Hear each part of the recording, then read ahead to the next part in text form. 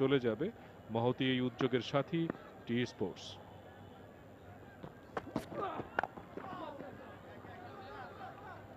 নাহিদ রানা যথেষ্ট গতিসম্পন্ন বোলিং করেছেন আজ। অবশ্যই আজ ম্যাচের ফাস্টেস্ট বোলার নাহিদ রানাই ছিলেন। রানা বল সিচুয়েশনটাকে আরেকটু কঠিন কি করা যায় কিনা সেটারই চেষ্টা আছে। দর্শকরাও সেই অপেক্ষায় আছে, নিজেদের জায়ান্ট স্ক্রিনেও দেখতে পাচ্ছে। ফ্রেন্ডলি ম্যাচ হলেও প্রীতি ম্যাচ বলে আসলে কোনো কথা নেই, সেটা সব টিমই জিততে চায় এবং সেটাও আমরা এখানে দেখতে পাচ্ছি।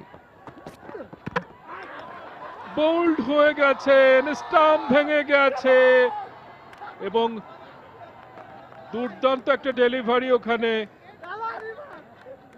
রিপন মন্ডলের, যে স্টাম্পটা ভেঙে দিল এবং এত সুন্দর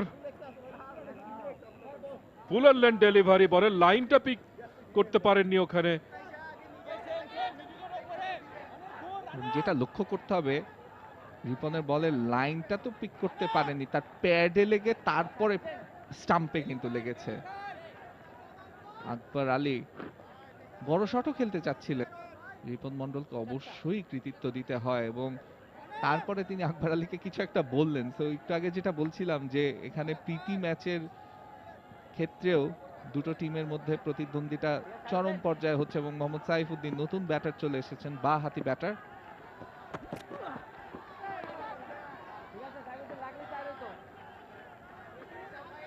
দারুণ দারুণ কামব্যাক, রিপন মন্ডল দারুণ একটি ওভার করছেন, বৈচিত্র্য রয়েছে, ফুলার লেন্থ করছেন, উইকেট পেয়েছেন। এখন আবার দেখলাম যে উইকেটে যে বাউন্সটা রয়েছে সেটা কড়াই গন্ডায় আদায় করে নিলেন। ভালো একটা শট আদায় করে নিয়েছেন ব্যাটসম্যান সাইফুদ্দিনের এগেনস্টে। 15 বল থেকে 19 রান। রানে বল ইনিংসটার সঙ্গে কিন্তু এখন 4-এর একটা দূরত্ব তৈরি হয়েছে। 15 বল থেকে 19 রান। মিরপুর থানা প্রান্ত থেকে রিপন মন্ডল। ব্যাটে বলে ঠিক মতো করতে পারেননি, তবে একটা রান ঠিকই পেয়ে যাচ্ছেন সাইফুদ্দিন। তার প্রথম রান 149 রান এবং বোলিং টিম হিসাবে অবশ্যই যারা দ্বিতীয়বার বোলিং করবে তাদের বিরুদ্ধেই এই কন্ডিশনটা যাবে, তারপরেও অনেক ভালো ফাইট করে যাচ্ছে।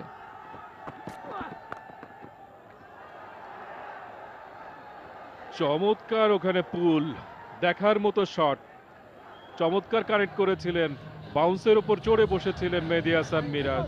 রোল অফ দ্য রিস্ট চমৎকার, দেখার মতো। হুক বল থেকে 12 রান, একটি 6। ম্যাচের যে প্রপোজিশন, যেটা পেন্ডুলামের মতো দুলছিল, সেটা আবার মেহেদী মিরাজের নেতৃত্বাধীন অদম্যর পক্ষে নিয়ে গেল। ভালো ওভার হচ্ছিল রিপন মন্ডলের, এই বলটা আবারও কি তার করতে হবে কিনা। হ্যাঁ, ঠিক তাই, শরফুদ্দৌল্লাহ ইবনে শহীদ সৈকত তাই জানালেন। কিছুদিন আগে তিনি ছিলেন অস্ট্রেলিয়ায়, অ্যাশেজের টেস্ট ম্যাচে অফিশিয়েট করছিলেন, সেখান থেকে আবারও বাংলাদেশে বিজয় দিবসের এই উপলক্ষে এবং এই প্রীতি ম্যাচে অফিশিয়েট ডাকআউটে বোঝা যাচ্ছে তাওহিদ হৃদয়ের মুখে খানিকটা গ্লানি। তিনি চিন্তা করছেন যে ম্যাচ এতটা টাইট হলেও এখনো কিন্তু আমাদের পক্ষেই সব কিছু কথা বলছে এবং এক্সট্রা রানটা ঠিকই হয়ে যাবে ওভারথ্রো এর কারণে। অনেকগুলো ওভারথ্রো, রান আউটের সুযোগ তৈরি হয়েছিল, কিছু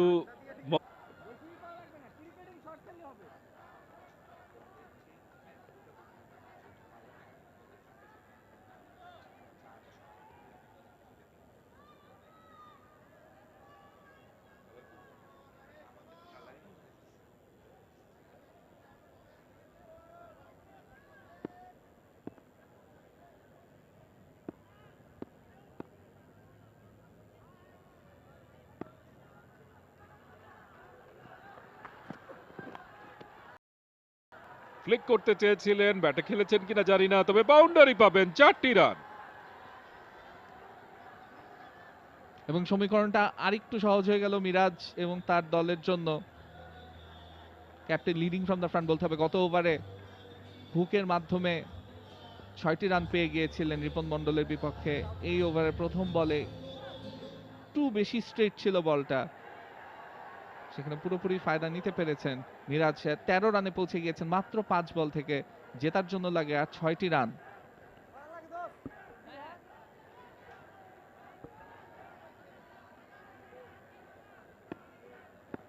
11 বল থেকে 6 রান।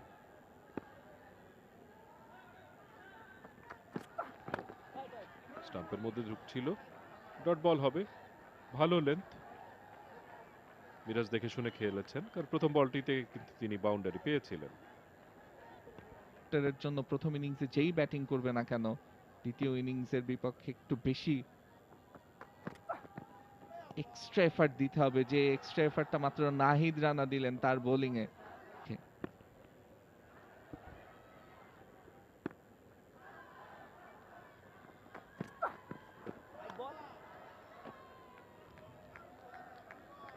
শট অফ লেন্থ, ওখানে আবারও একই ধরনের শট। ফাইন লেগ রয়েছে, একটির বেশি রান হবে না। 7 বলে 5 রান।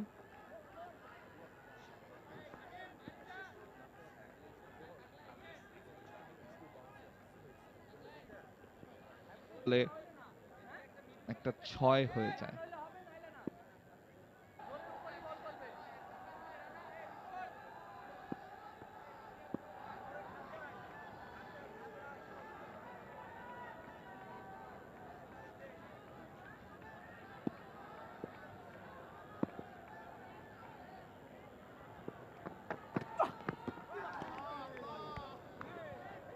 দারুণ একটা ডেলিভারি করলেন নাহিদ রানা। 6 বল থেকে 5 রান।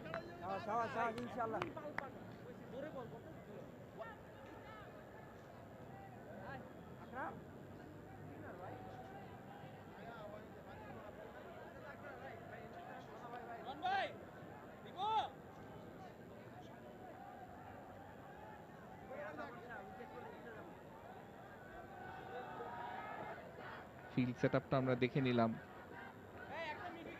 1 রান আটকা নিজেদের মধ্যে বেশ ভালোভাবে এনজয় করে নিচ্ছে সময়টা। এই ওয়েদার, এই কন্ডিশনসে আসলে ক্রিকেটের জন্য একদম পারফেক্ট, এটা বলতেই হয়।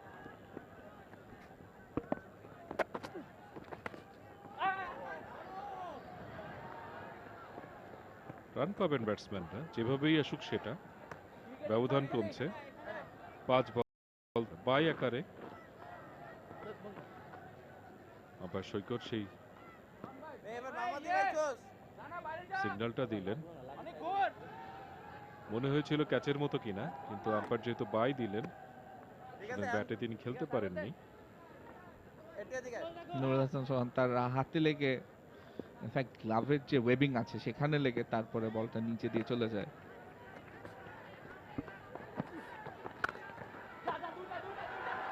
দুইয়ের ইঙ্গিত, তবে বল গড়িয়ে গড়িয়ে সীমানা পেরিয়ে 4 রান সাইফুদ্দিনের ব্যাট থেকে, এবং ম্যাচ উইনিং রানগুলো আসলো তার কাছ থেকে।